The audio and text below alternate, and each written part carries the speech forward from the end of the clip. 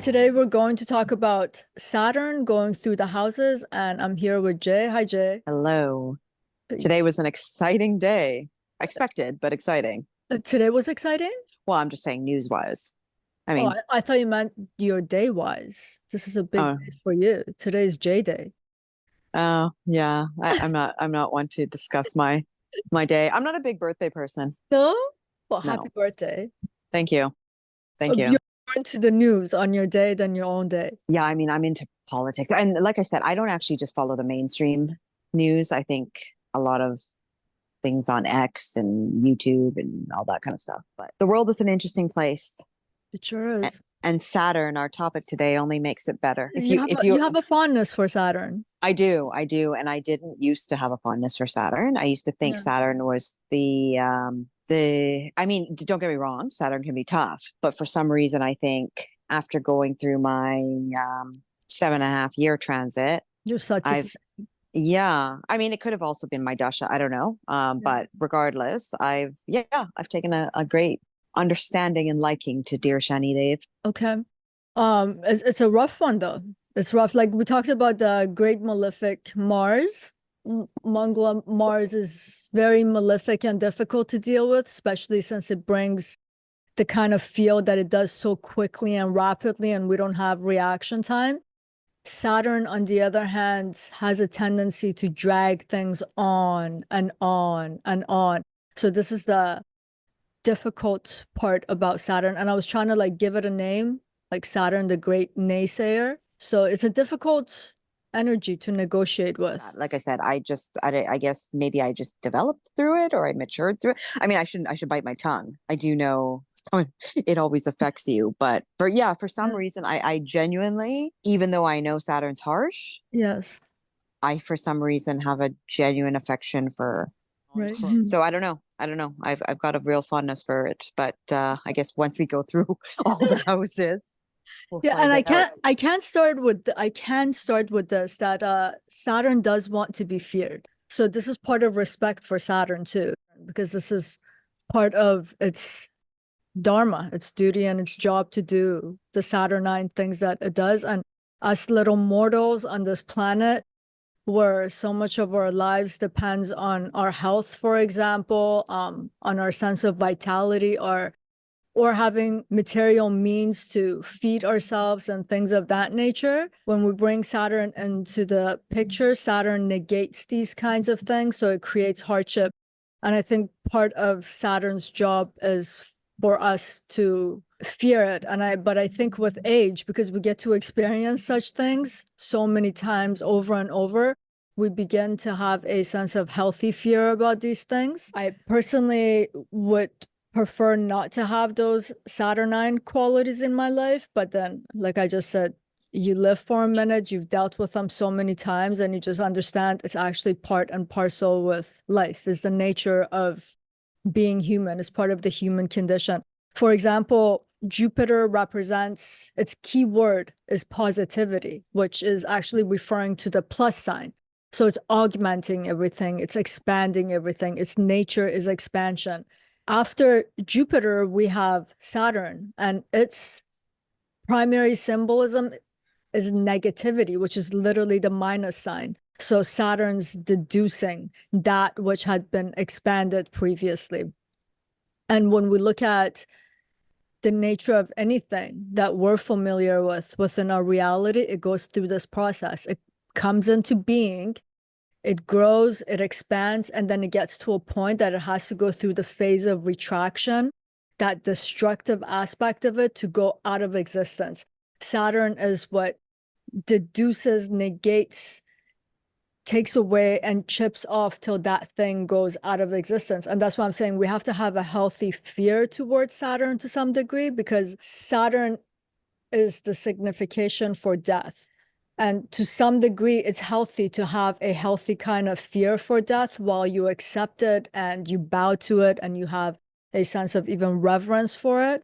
Some degree of healthy fear is what prevents someone from, for example, taking their own life and keep trying to live. I think that's a healthy kind of relationship to have for Saturn, at least it is for me. But I do. I definitely have a fear for, yeah, I definitely have that fear, but for some reason, I think I feel, and that respect for Saturn. It's a but now it's a respect, like it's like a respect more than just like, oh my God, it's all going to be horrible and I'm getting punished and I'm getting tortured. Saturn's name in Sanskrit is Shani, and then in English word we have the word shunning someone. It's to push someone away and to forsake them. This is a very Saturn quality. I don't think we should shun Shani or Saturn. But yeah, I think that I just feel that in order to live and to negotiate and to grapple with this hardship, we have to have a healthy fear for the things that Saturn represents. Not to be too reckless, not to be careless, not to give up when things get really hard. I get it. Yeah. So I think for me, I think before it was like, because everybody makes it seem like, and it is, don't get me wrong, it's very hard. Difficult. You go through hard times mentally, everything. Yeah. But I kind of now have this feeling of like fear or respect, if that makes sense. I don't know if that's it's not so much like a negative fear, it's more like a fear out of respect that you're going through this for a reason. Yes. You need to endure for a reason. But I also kind of feel, at least in my case, that Shani has been a big protector in my situations. Like I said, I have a strong attachment. So for whatever reason. Right. Should I just quickly go over some of the significations related to Saturn? So when we go through houses, then we're kind of squared. Yeah. Okay. So the key word is negativity, like that minus sign, deducting, deducing. That's the primary keyword that's for Saturn. And then we could put Saturn into many different categories of meaning. One of the categories, one that most people are familiar with and are the ones that they're scared of, Saturn actually represents bad luck, for example. So it's about failure, it's about not succeeding in life. Saturn also represents scarcity, poverty, not having enough, stinginess, because it's all going back to that sense of negativity and the deduction. So yeah, Saturn has these significations. Saturn also has to do with being very detached. There's a sense of coldness to Saturn. Saturn's greatest enemy is the sun, the hottest. Saturn, relative to the sun in this dynamic, is the coldest. So Saturn has that kind of a signification, which is creating distance too. And it is the furthest planet from the sun. Even in its climate, it would be the coldest of the visible planets. Saturn's also about rejection. It likes to reject things. That's why I was calling Saturn the greatest naysayer. And in a lot of ways, Saturn represents what we could call abnormalities.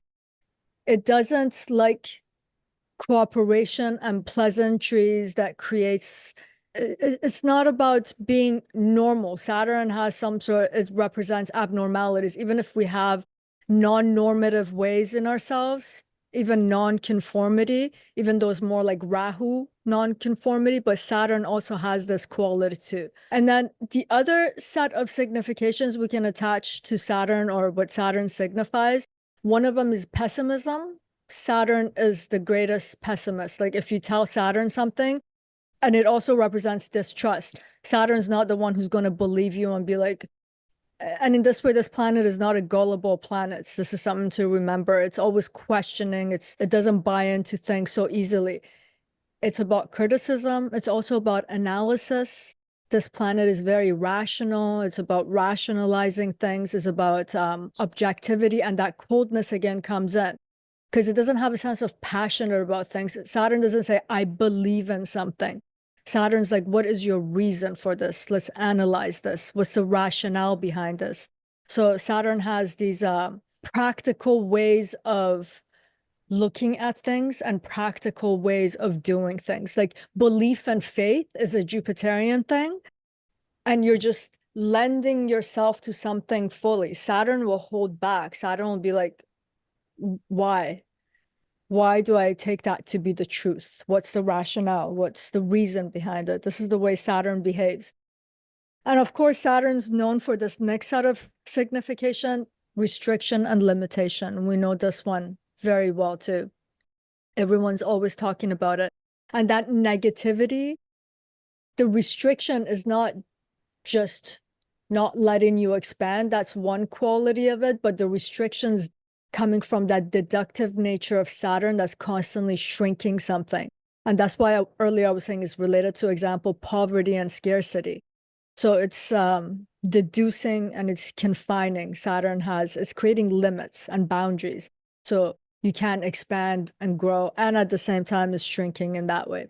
Saturn, if someone has any kind of disability, we're talking about Saturn. Saturn creates disabilities and the inability to do things. So this is also a signification of Saturn. Saturn has to do with subordination, servitude, all kinds of repressed and oppression comes back to the symbolism of Saturn because of that restrictive nature and that limitation that it brings. And under this same spectrum, Saturn also represents ordinary people.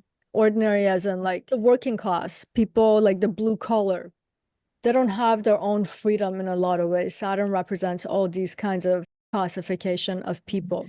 Then we go to the next set of significations with Saturn. We all know Saturn has to do with time. And it's, to me, when people say Saturn is karma, every planet is representing the unfolding and the folding of karma, but Saturn in itself has to do with time. He's representing the passage of time. And in this way, Saturn comes to represent decay and things becoming undone, and illnesses can come from this. And eventually Saturn, this notion of time with Saturn, like Rahu's the opposite. Rahu's pushing forward to the horizon. Rahu's kind of like counting down the time. So you come into birth, you do your time, your body and your being starts to go through this decay process, and it's a destructive process. Saturn represents destruction. And eventually on the other end of it is death. And then Saturn, in terms of the only two positive qualities that we human beings need to deal with everything I just said about all these significations of Saturn, is actually within the quality of Saturn, which is endurance and stubbornness. These two qualities come from Saturn. Stubbornness by itself could be like a character trait that's not so good. But sometimes when we look at some phases of life, the way that we decided to live and the way that we decided to push through, there's a sense of stubbornness in us. So it's like, I'm not going to give up. I'm just going to keep going. So endurance and stubbornness, which is pretty much the only two cures that Saturn offers us, and it's all of its symbolism and significations, is these two qualities. And we can also say time. Time is kind of a great healer, because anyone who's gone through experiencing someone's death, a breakup, or trauma, any kind of hardship in life, truly the one only healer is time. Because I was saying Saturn represents distance and coldness. Time creates distance between the occurrence of the event and the memory that we hold of it. With time, they become so far that our perspective about what happened changes. So its pain also alters and shifts. I remember my grandma as a kid saying, she was having a conversation with one of my aunts, and she was saying, if God didn't endow human beings with forgetfulness, no one would have a second child, like natural birth. But she's like, with time, you forget how painful it was. So you're again excited about having another baby. Yeah, so time in that sense can be a cure within this whole range of Saturnine significations. And then as we go through the houses, we'll start to see that with maturity, how we can use some of these Saturn qualities that are in themselves denoting hardship and very difficult situations. But by applying those Saturn qualities, we learn how to manage the situation. Like restriction, let's say you are in a abusive relationship, you need to know how to restrict and restrain the other person, how to limit their behavior. So Saturn can become functional in certain situations too. It's about containing. You know, if you have a tumor, you don't want Jupiter or Rahu on that tumor. They're just going to expand it, exponentially amplify it. But with Saturn, it limits it constrains, so it doesn't allow the growth process to happen. But we'll see as we go through different houses how Saturn comes to play out these significations and the symbolisms that are connected to it. And Saturn is also about elderly people. Yeah, Saturn's also about elderly people. Yeah, like that whole process of decay that I was talking about. Our body is decaying. Our term for it is becoming more advanced in our age or becoming an elderly. But from a physiological perspective, yes, that's Saturn is representing that. And Saturn's element is Vata, air. So again, it has that sense of coldness and dryness to it. As we'll see when you put Saturn, for example, in the first house, that dryness of it can make a human being slim, for example, in their physical body. But we'll talk more about that. But yeah, its element is air, and it's cold air. It's not like Mercury air, which is like a nice spring breeze. It's cold, it's heavy, it's dark. The color black is related to Saturn. Do I want to say anything about Saturn in general before we start?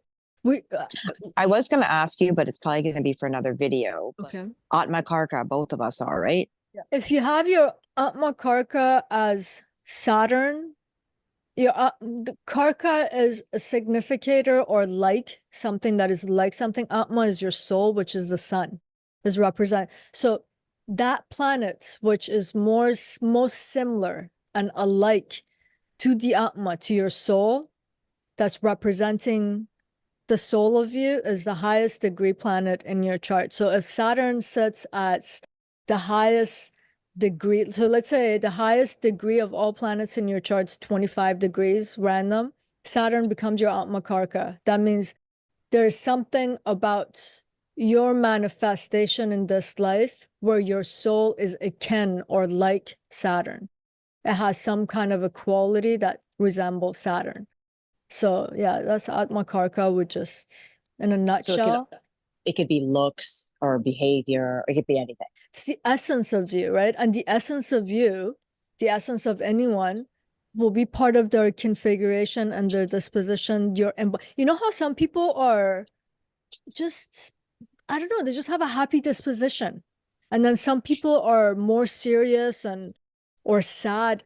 And with time, as they get older, those internal feelings that they have, they start to wear it on their face because those were their prominent expression, right? So whatever the essence, your internal, your soul is even beyond what's internal, is the essence of you. Obviously, it's going to have its manifestation on your physicality, on your personality, on your identity, on your mind, how you think and how you feel. So yeah, your Atma Karka is important in that sense because it's talking something about the essence of you, where it finds its expression in everything about you, how you act, how you behave. So yeah, your Atma Karka is a generalization of how your soul finds its expression in this world. And your body definitely has something to do with it, and your personality. Yeah. Okay. Yeah. Saturn is a planet that's kind of like Mercury in terms of its gender, because all the planets are either of the masculine principle or the feminine principle. And then Mercury is a neuter, is neither male nor female. And Saturn also has this connotation that it's neither really male or female, but we can look at it more in terms of, you know, the elderly, even women who are in their more advanced ages, you start to lose that, like the kind of look you have, let's say in your 20s, that's very much defined by the level of hormone running through the body. Same with males. So you start to lose that differentiation of between male and female because of the age factor that Saturn brings in. So Saturn is kind of in the gender of astrology of planets. It's not exactly male or female, but more androgynous then. Yes, but by age. Whereas Mercury has that quality because, you know, before you go through adolescence, like when you're like kids, boys and girls, no one has breasts. They kind of look similar still. They don't have facial hair. So it's representing the younger aspect of that sameness, whereas Saturn's representing that when we get older in our advanced ages. Yeah, so you're saying in the same way, someone with a prominent Saturn in the first house would Yeah. maybe look a lot more mature Yes. and behave more mature. Like, you know how they say some kids, have you ever met kids where you're like, oh my God, this child is like an old soul? Yes. I have a couple, like I know a couple little kids that they're just like little old people, you know, like a Yeah. little, like, yeah, Yeah. I wouldn't be surprised if they have prominent Saturns. Maturity, right? I don't know. Yeah, it's a maturity, but it's like almost like they're little adults in little bodies. Have existed for a long time, Saturn. Yeah, you feel it. Like it's pretty crazy with some of these kids that it's saying exactly what you said about the like elderly man, right? You do see that, yeah. And another thing, looks like we're just like jumping into first house, but in general, Saturn and Saturn sign people, like in the sign of Capricorn, you can have a little bit more plumpness, let's say to the face, because we're talking about an earth sign. And I don't want us to conflate the signs with Saturn, but just saying Saturn's sign. In Aquarius, you got more of the slim and the chiseled look.